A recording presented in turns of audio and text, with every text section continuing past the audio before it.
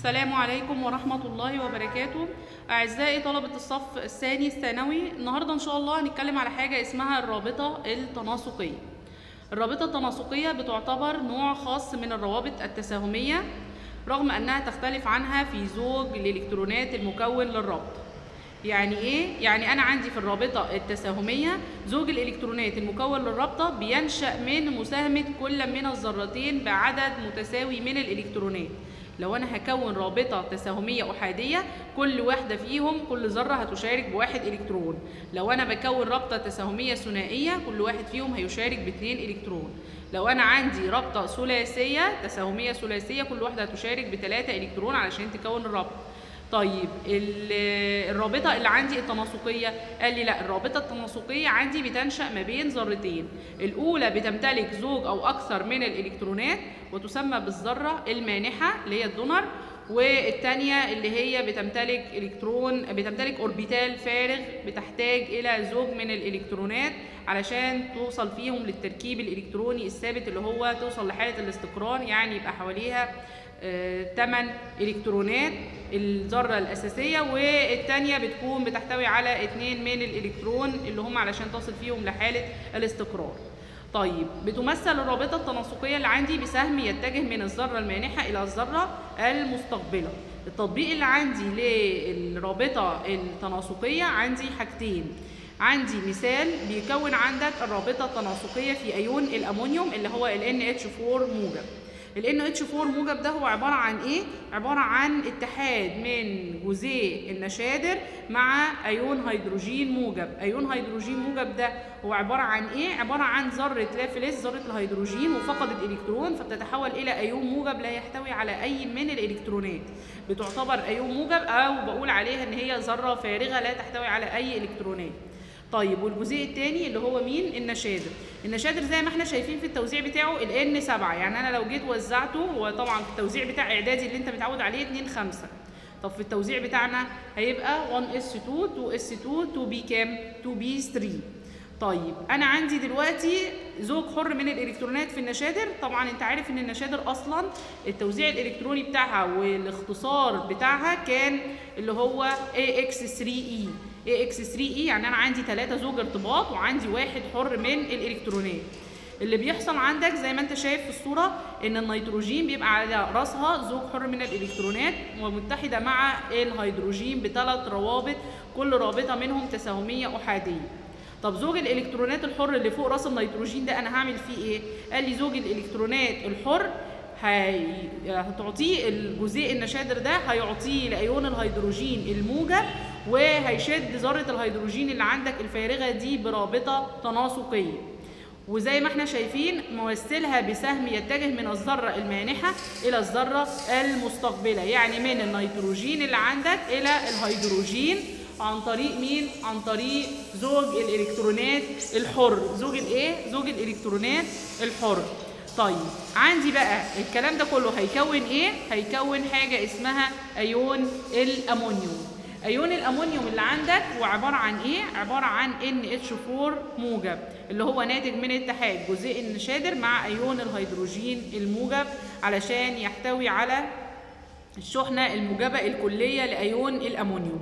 وبالتالي حصل عندي هنا في تكوين جزيء الأمونيوم يبقى بيحتوي جواه على 3 روابط تساهمية أحادية ما بين النيتروجين والهيدروجين، وعلى رابطة تناسقية ما بين النيتروجين والهيدروجين، والمركب كله بياخذ الشحنة الموجبة عليه من فوق. يبقى ده أول مثال عندي اللي هو الرابطة التناسقية في أيون الأمونيوم. طبعا زوج الإلكترونات الحر اللي هي هتديه هنا لأيون الهيدروجين الموجب اللي هو بتاع مين؟ بتاع الأوربيتال ال2s.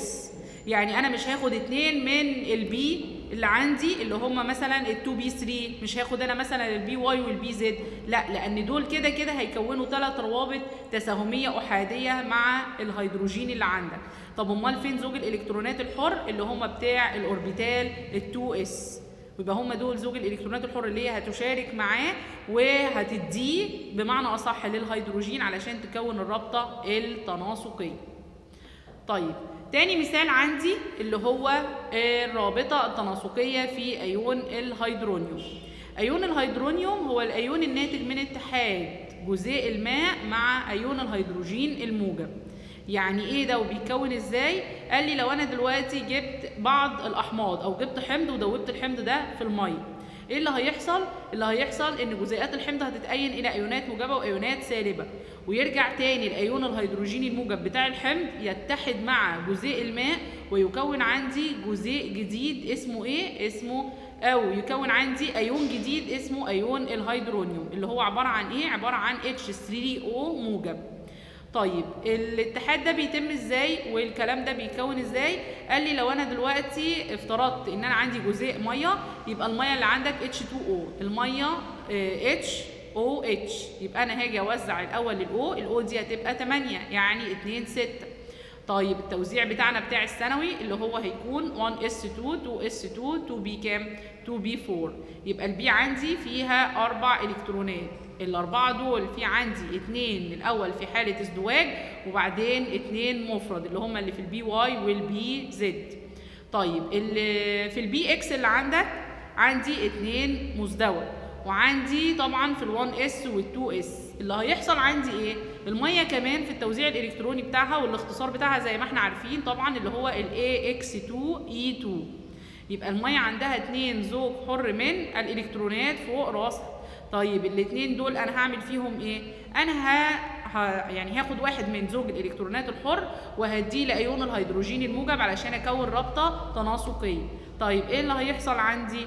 قال لي دلوقتي زي ما احنا شايفين في الرسم ان الميه اللي عندك ادت زوج الالكترونات الحر اللي هو بيمثل بالنقط الحمراء دي الى ايون الهيدروجين الموجب.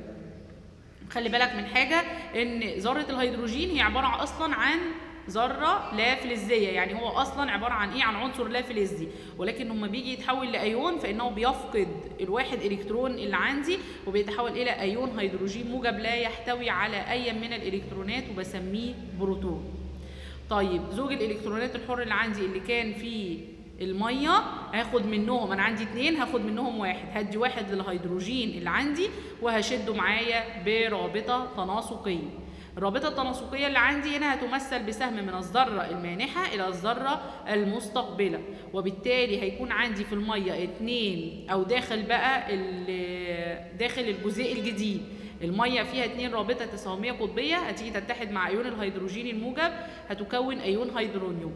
داخل ايون الهيدرونيوم هلاقي عندي في 2 رابطه تساهميه قطبيه اللي اساسا موجودين بتوع الميه، وفي رابطه تناسقيه اتكونت ما بين مين؟ ما بين جزيء الميه وايون الهيدروجين اللي عندي، وهاخد الشحنه الكليه بتاعه ايون الهيدروجين احطها على الجزيء كله وهسميه ايون الهيدرونيوم. طيب ايون الهيدرونيوم اللي عندي ده هو عباره عن ايه؟ عباره عن H3O موجب. بترتبط فيه قلنا زي ما احنا عارفين ان ايون الهيدروجين الموجب بيحتوي على اوربيتال فارغ بيستقبل احد زوجي الالكترونات الحره من ذره الاكسجين، وذره الاكسجين هنا بتقوم بدور الذره الايه؟ الذره المانحه. طيب وهو بيقوم بدور الذره المستقبله وبيكون عندي الجزيء. عندي بعض الملاحظات اللي على الكلام دون. لو انا قلت لك طبعا بيجي لك سؤال عن لا توجد ايونات هيدروجين موجبه في المحاليل المائيه للاحماض القويه منفرده عامه. ليه؟ لانها طبعا بترتبط مع جزيئات الماء بروابط تناسقيه عشان تكون ايون الهيدرونيوم. ماشي؟ طيب في سؤال تاني عندي بيقول لي علل يتضمن جزيء هيدروكسيد الامونيوم اللي هو ال NH4OH 3 انواع من الروابط. ليه؟ لأنه بيحتوي على، أنا عندي ال NH4OH ده هو قاعدة اللي هي قاعدة هيدروكسيد الأمونيوم وتعتبر طبعا قاعدة ضعيفة. ليه هو بيحتوي على كام نوع من الروابط؟ أنا عندي الأول رابطة أيونية ما بين ال NH4 الموجب وال OH السالب، يعني ما بين أيون الأمونيوم الموجب وأيون الهيدروكسيد السالب اللي هو ال OH الإيه؟ ال OH السالب وال NH4 الموجب. طيب وعندي كمان ايه؟ عندي رابطه تناسقيه ما بين مين؟ قال لي داخل ايون الامونيوم. وايون الامونيوم ده احنا اتفقنا ان هو فيه ايه؟ في رابطه تناسقيه بتنشا ما بين مين؟ بتنشا ما بين جزيء النشادر اللي هو ال NH3 وايون الهيدروجين الموجب. وعندي كمان داخل بقى جزيء النشادر الواحد في 3 روابط تساهميه قطبيه في جزيء النشادر نتيجه المشاركه بالالكترونات بين مين؟ بين ذرة النيتروجين والثلاث ذرات بتوع الهيدروجين. نفس القصه بتاعتي برضو لو انا جبت لك جزيء اسمه مين؟ جزيء كلوريد الامونيوم ال NH4Cl، يبقى في عندي رابطه ايونيه ما بين ال NH4 الموجب والCl السالب، وبرضو الرابطه التناسقيه ما بين النشادر والهيدروجين الموجب، وثلاث روابط تساهميه قطبيه في جزيء النشادر اللي موجوده عندك ما بين ال N وال H. وبكده احنا نبقى خلصنا واتكلمنا النهارده على الرابطه التناسقيه.